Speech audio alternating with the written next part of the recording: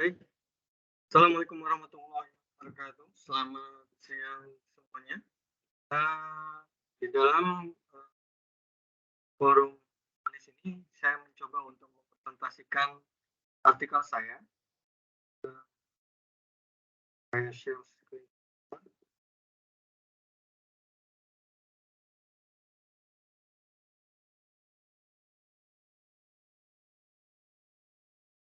Ya, perkenalkan, nama saya adalah Patria Adistian. Saya sebagai presenter dalam artikel saya yang berjudul penggunaan key requirement pada optimasi bidding proses penyedia layanan telekomunikasi.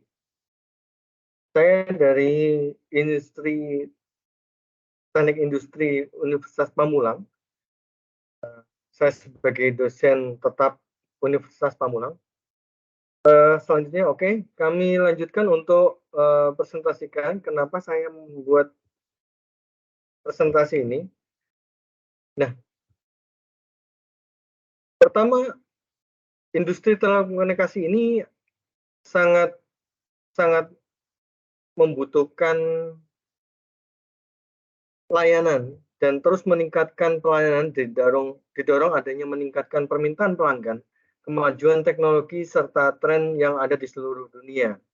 Pengadaan secara perangkat telekomunikasi itu juga memenuhi pelanggan, salah satunya adalah pemilihan vendor, di mana pengadaan perangkat telekomunikasi juga merupakan proses yang dilakukan awal dari sebuah proyek, termasuk di dalamnya adalah pemilihan vendor.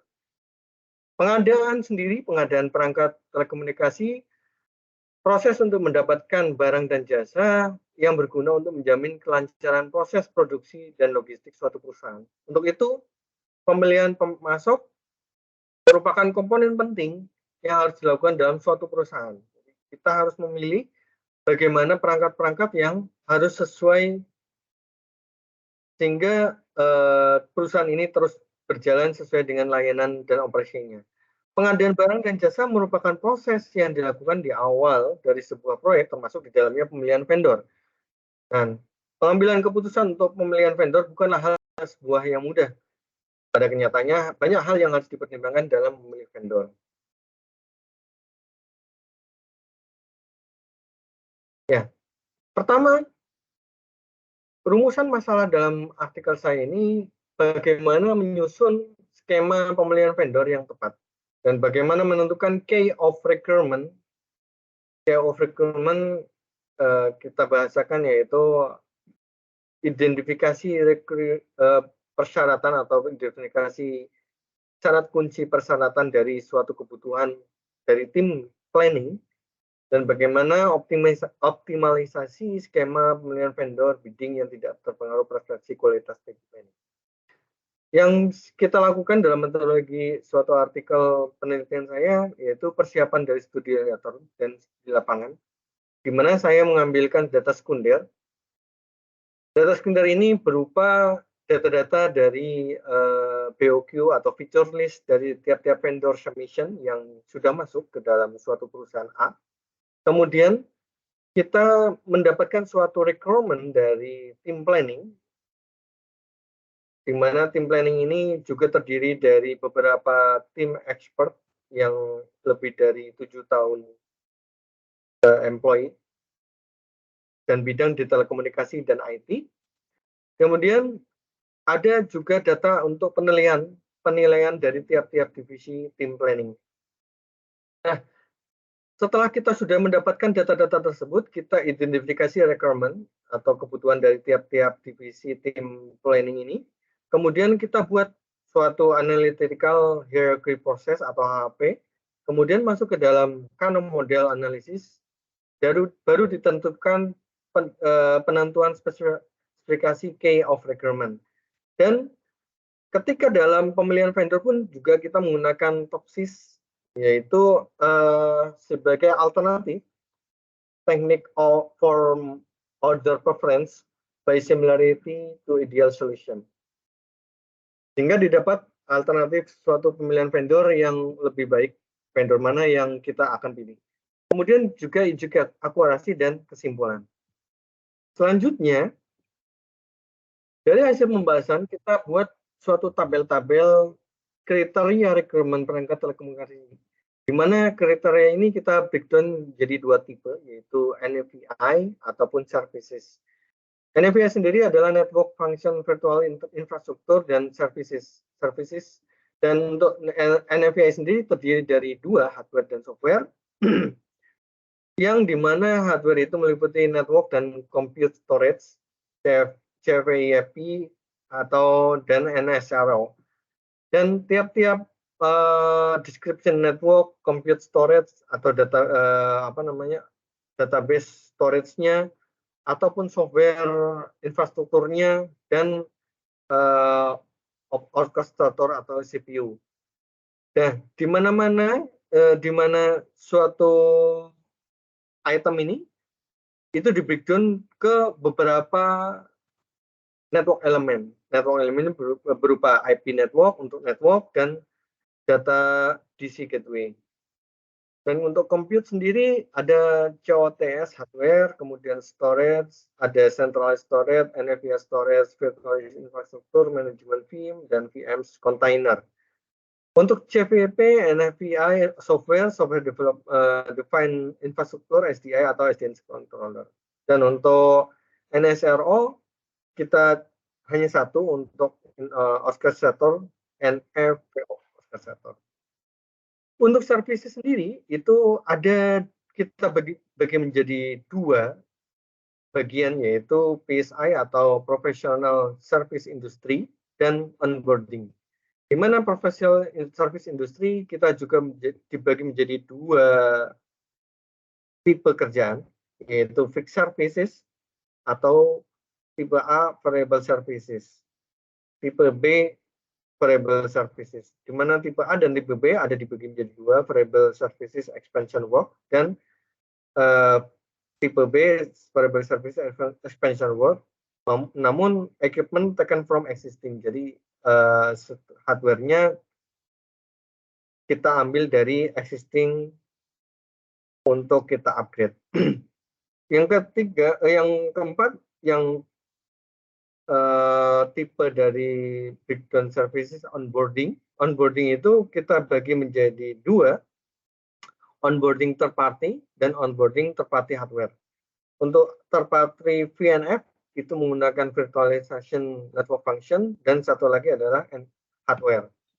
Nah, setelah kita buat kriteria requirement perangkat telekomunikasi yang sebelah kanan, tabel sebelah kanan, kita ambil yang sebelah kiri, di mana ada analytical hierarchy process untuk tipe requirement NFVI. Kita buat yang paling tinggi, di mana ada AHP SAT yang kita ambil, dan poinnya yang paling besar itu ternyata adalah Virtual Infrastructure Management, VIM.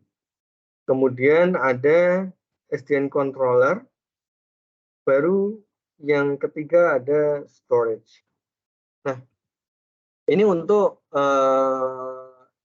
kita buat tabel analytical hierarchy process. Kemudian masuk ke dalam analytical hierarchy process matrix services. Yang paling besar adalah fixed services, yaitu project management itu sendiri, di mana deliverable project management kita harus paling tinggi di metrik ini. Ada technical solution, planning, dan design. Ini peringkat pertama. Yang kedua adalah variable services, expansion work, new equipment, ada new hardware, namun juga ada pekerjaan untuk expansion work-nya. Nah, setelah kita buat metrik services, kita buat masuk ke dalam analisis Kano modelnya, di mana analisis Kano model juga dari tiap-tiap dua service NFVI dan services, kita buat tiga bagian, yaitu basic needed, performance needs, dan delector. Basic needed itu yang harus benar-benar kita butuhkan, yaitu fixed services, project management, technical solution dari service ya. Ini yang pertama. Yang kedua adalah basic needed, yaitu FIM itu sendiri, SDN controller, storage, compute, software defined infrastructure. Dan untuk yang ketiga, performance needed yang kita butuhkan untuk kita improve, yaitu variable service expansion dari untuk equipment yang existing.